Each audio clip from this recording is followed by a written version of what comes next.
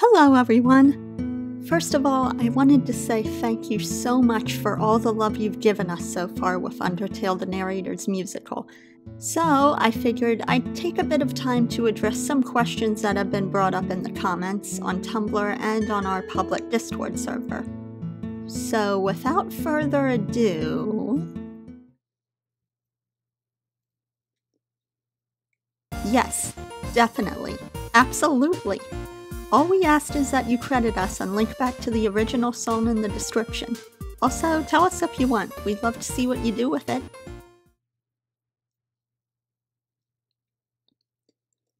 Sorry, no.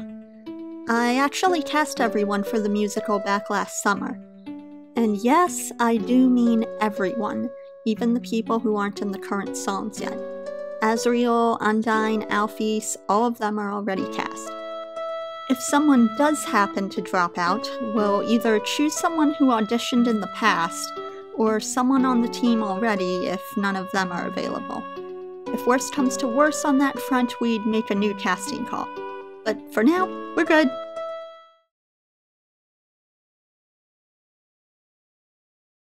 Since we're having a full script along with the songs, I'd say hold off on asking this until the full musical production has been released.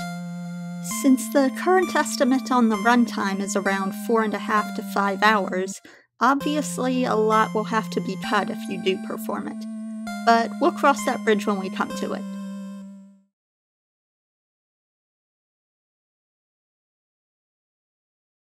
In a game like Undertale, it made sense, because ambiguity regarding the player character is a big part of it. You're meant to think that you're naming Frisk at the start of the game when you're actually naming Chara.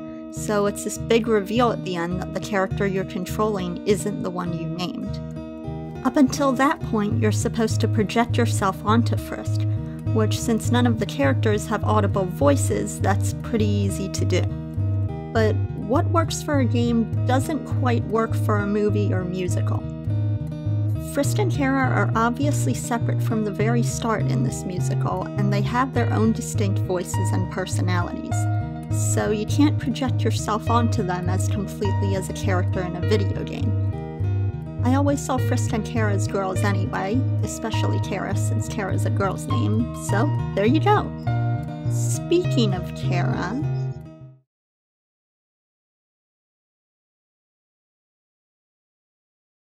This question popped up quite a bit in the comments for Ghostfight. To put the debate to rest, no. I played through the entire game, and unless I missed something, Mettaton doesn't give any indication he might see or hear Chara, unlike Napstablook. So... headcanon time! The way I see it, in Undertale there are certain levels of corporeality, which I'll refer to as Locke from now on. Lock 1 spirits are basically like how Chara was at the very beginning of the narrator's musical. They have a vague awareness of the outside world, but aside from that, they can't really make contact with others unless they get attached to a Lock 4 being. Lock 2 is a pure ghost like Napstablook and Mettaton before he became Mettaton. They can interact with basically everybody, including Lock 1's beings that are attached to someone.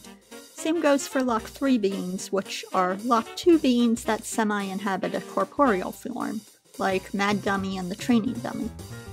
Tsundere Plane is also one that responds to Chara, so it's possible that Tsundere Plane is Lock 3 but nearing Lock 4. Lock 4 is fully corporeal, like Mettaton in the present, Mad Dummy becoming Glad Dummy, and almost every other character in the game. Glad Dummy seems to indicate that a ghost can become a fully corporeal entity when they have a strong enough bond with the thing they're inhabiting, so it's possible for beings of a lower lock to move to a higher one. Just some food for thought. We're going in order when it comes to songs, so I'm going to quote Slick on this one. Roses are red, green is a tree. If you want an answer, just wait patiently.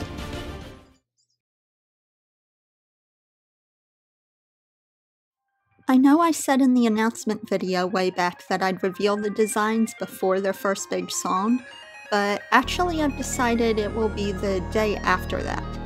There's going to be a bonus song right before their song, building up to the reveal, and I don't want to ruin the surprise if you already know what they look like.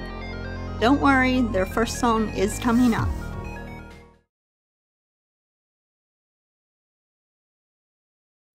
You'll definitely be seeing some more song covers from us in the future. The ones that we currently have planned are all planned to be released so they relate in some form to the song they come before or after. Some of them will be straight up covers like Stay was, while others are going to be parodies like our next one. We actually have quite a few more bonus songs for the second half of the musical more than the first half, so you'll definitely be seeing a lot more. In terms of Undertale comic dubs, probably. It will depend on everyone's schedules and willingness to do them, along with finding things we want to dub in the first place. We even have at least one original comic dub down the line, as KitKat is actually currently working on a comic with the Anomalies that will likely end up dubbing in the future. As for non-Undertale dubs, we have permission to dub a short film that some of you may know of.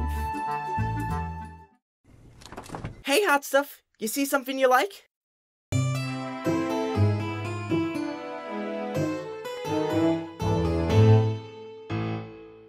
I think that just about covers the most asked questions we've gotten so far. If you have any other questions you'd like answered, just let us know and there may be a second Q&A video in the future. Thank you all so much for supporting us, for all your comments and subscriptions and chatting with us. You're all amazing. See you guys later!